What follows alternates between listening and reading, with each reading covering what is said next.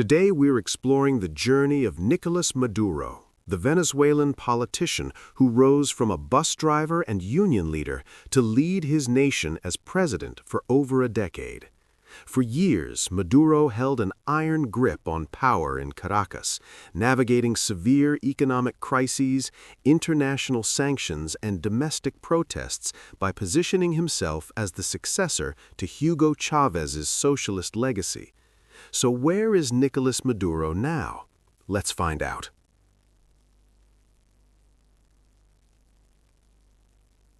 As of January 7, 2026, Nicolás Maduro is no longer in Venezuela and is currently incarcerated in a United States federal prison. In a dramatic escalation of international tensions, Maduro was ousted from power on January 3, 2026, during a pre-dawn raid in Caracas by U.S. Special Forces known as Operation Absolute Resolve. Following his capture at the Fort Tiuna military complex, he and his wife, Celia Flores, were transported via helicopter and the warship USS Iwo Jima to the United States. Maduro spent his first night on U.S. soil at the Metropolitan Detention Center, MDC, in Brooklyn, a high-security federal facility known for housing high-profile inmates.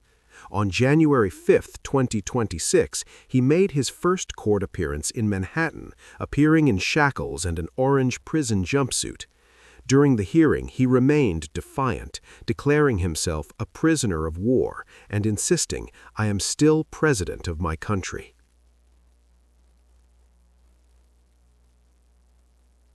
As of now, Nicolás Maduro remains in federal custody at the Metropolitan Detention Center in Brooklyn, awaiting trial.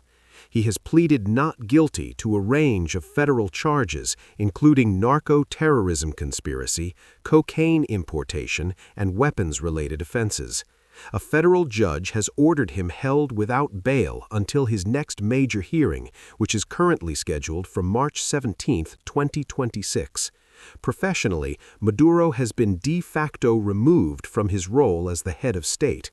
In his absence, Delcy Rodriguez was sworn in as interim president of Venezuela by the country's National Assembly on January 5, 2026, to ensure administrative continuity. Meanwhile, the U.S. government has announced plans to work with a safe and judicious transition team, with President Donald Trump indicating a desire for U.S. oil companies to help rebuild Venezuela's infrastructure.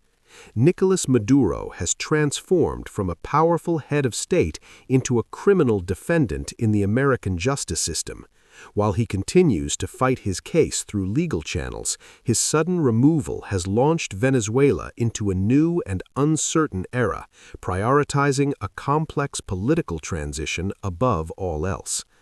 Thanks for watching the video. If you want more episodes on your favorite world leaders and their journeys, don't forget to like, comment, and subscribe.